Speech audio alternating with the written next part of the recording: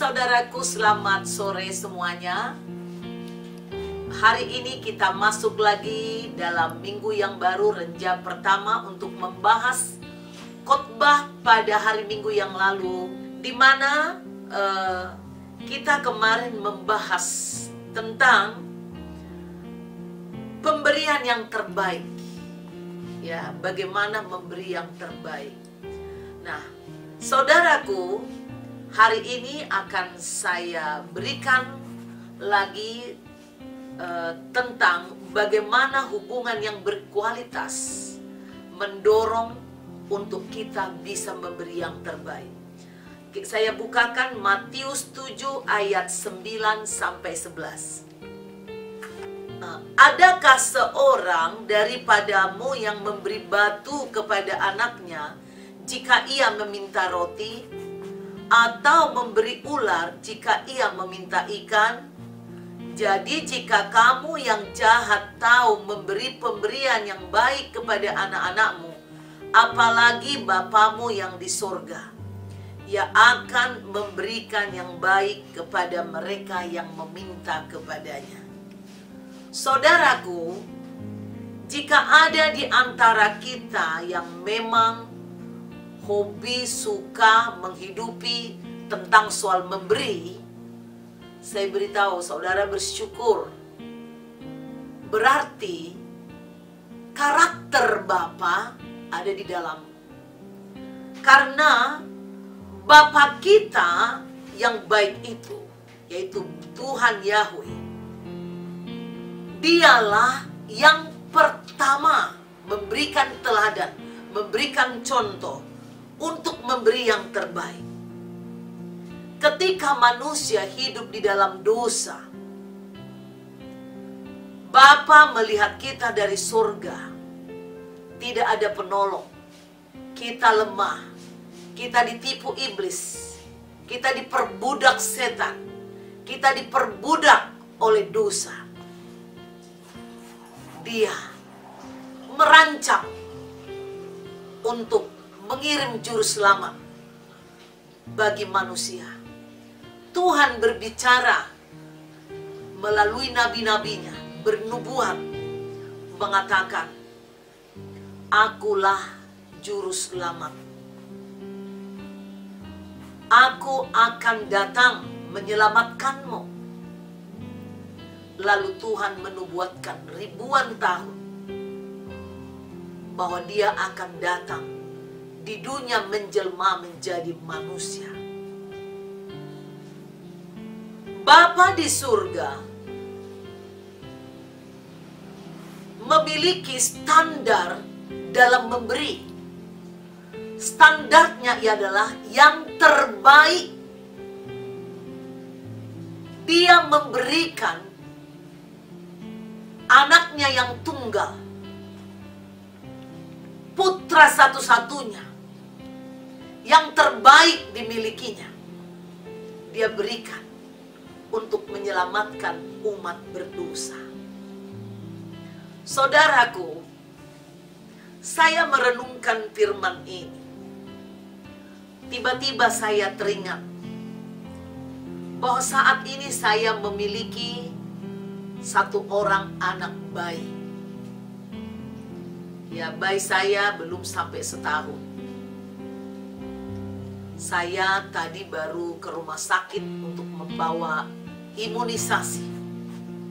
Saya memilih rumah sakit yang terbaik, dokter yang terbaik, supaya anak saya mendapatkan perawatan atau ilmu kedokteran yang sekiranya bisa membangun tubuh anak saya menjadi seorang yang sehat, kuat, tinggi, pintar, dan cerdas. Dulu saudara, pernah saya menimbang-nimbang waktu anak ini baru lahir. Wah, saya ingin membeli susu yang murah, yang lebih murah. Saya ini bukan soal mempropagandakan merek saudaraku, saya tidak akan sebut itu. Tetapi ada susu dijual yang murah. Lalu saya berdoa kepada Tuhan. Tuhan, aku ingin membeli susu. Tuntun saya. Karena saya sudah pensiun suami saya. Di zaman pandemik ini keuangan agak pas-pasan.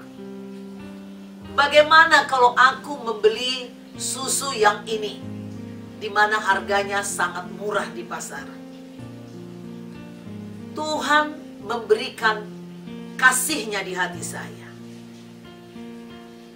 Dulu kamu memberikan susu yang terbaik buat anakmu yang nomor 1, nomor 2, dan nomor 3. Apakah kasih-Mu berkurang kepada anak nomor 4 ini?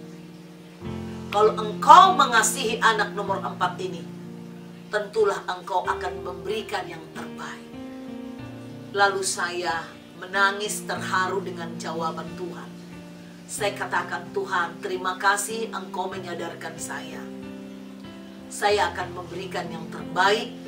Lalu saya ke toko, saya tanya toko, mana susu yang terbaik? Lalu diberikanlah memang betul. Dan saya lihat pertumbuhan, saya bandingkan anak saya ini ketika dia masih menerima susu yang lebih rendah, kualitasnya lemas, dan sekarang dia begitu cerdas, begitu cekatan. Saya bersuka cita. Saya ini seorang ibu di dunia. Alkitab mengatakan, saya bacakan yang ayat perkataan Tuhan Yesus di Matius 7 ayat 9 ini. Adakah seorang daripadamu yang memberi batu kepada anaknya jika ia meminta roti? Atau memberi ular jika ia meminta ikan? Jadi jika kamu yang jahat, kita ini semua manusia di dunia ini adalah orang jahat yang diselamatkan oleh Tuhan. Kita tahu memberikan pemberian yang baik buat anak-anak kita. Dikatakan, apalagi Bapamu yang di sorga, Ia akan memberikan yang baik kepada mereka yang meminta kepadanya. Saudaraku, hubungan seseorang, kualitas hubungan seseorang dengan seseorang yang lainnya akan menggerakkan hati orang itu untuk memberikan yang terbaik. Amin, saudaraku. Jadi jika hubunganmu renggang, ya kamu suka-suka. Ya mau kasih, mau kagak, mau datang, mau kagak, terserah. Karena kau tidak menganggap orang itu bukan temanmu atau kekasihmu atau saudaramu yang baik. Saudaraku, semakin bagus kualitas hubungan, maka semakin tinggi standar memberi yang ada di dalam hubungan tersebut. Hubungan saya dengan suami saya tentu, saudaraku, inilah di dunia ini hubungan yang terbaik yang saya miliki. Tentu saya dengan suami saya. Maka segala sesuatu yang ada di dalam diri saya, yang saya miliki, pasti saya berikan kepada suami saya. Demikian juga sebaliknya suami saya dengan saya. Nah, itu kita. Ya, ATM saya bebas kasih suami saya. ATM suami saya juga beri. Makanannya bisa saya bebas makan. Makanan saya pun suami saya bebas makan. Kita lihat di Alkitab, Nuh, Abraham, dan Ayub. Waktu itu belum ada aturan tertulis bagaimana syarat memberi yang terbaik kepada Tuhan. Belum ada Taurat yang mengajarkan persembahan khusus, mengajarkan persembahan persepuluhan, persembahan unjukan, atau korban-korban syukur yang lainnya. Tetapi Nuh, Abraham, dan Ayub ini tahu memberi persembahan. Dari hatinya yang dalam tergerak ya, menghormati, mengasihi Tuhan, sehingga dia bisa mempersembahkan yang terbaik dari hidupnya. Contoh Abraham, sudah lama dia merindukan anak, sudah sampai tua, sudah sampai mati head istrinya. Tiba-tiba istrinya melahirkan anak. Tapi karena kasihnya kepada Tuhan, ketika Tuhan menguji hatinya, Abraham,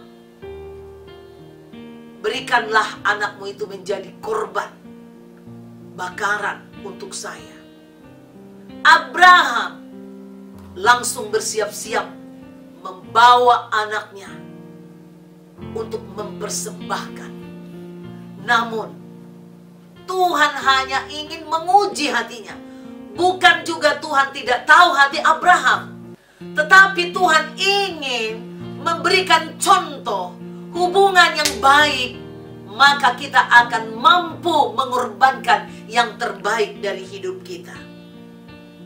Demikian juga Nuh. Waktu itu saudaraku, Tuhan mengatakan bahwa akan ada air bah menimpa seluruh dunia. Lalu dia disuruh membangun perahu, kapal, ya, bahtera.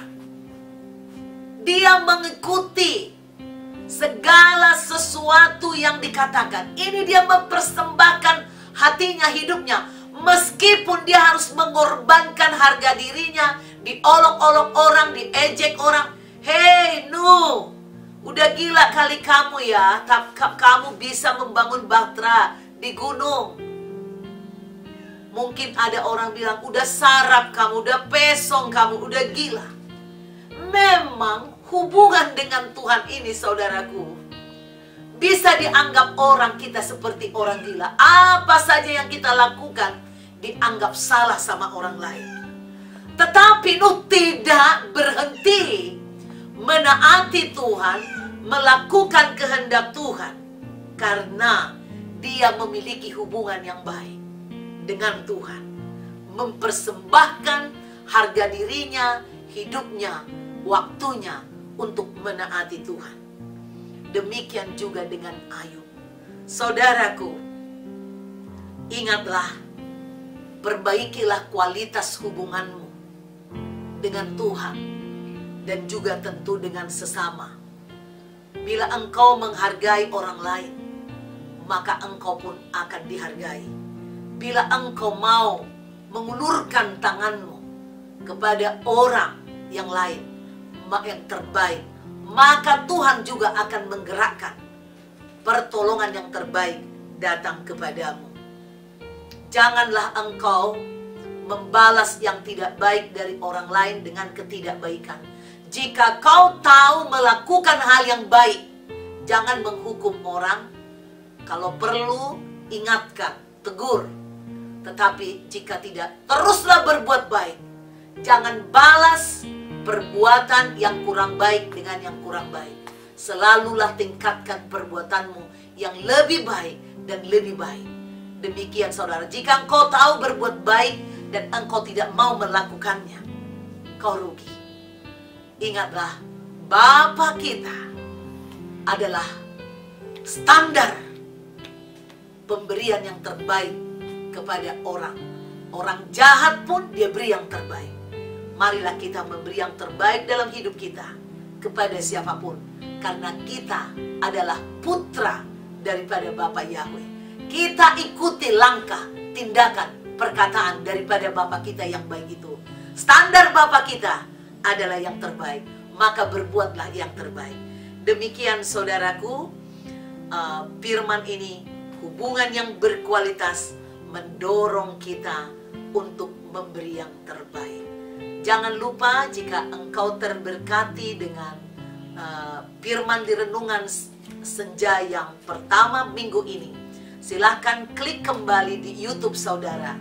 Jangan lupa CBM7 TV. Saudara klik, saudara like, saudara subscribe, saudara share, dan pasang lonceng juga saudara boleh komen. God bless you. Sampai jumpa besok pukul 5 sore. Waktu yang sama. Renja kedua. Membahas hal yang sama. Tuhan memberkati.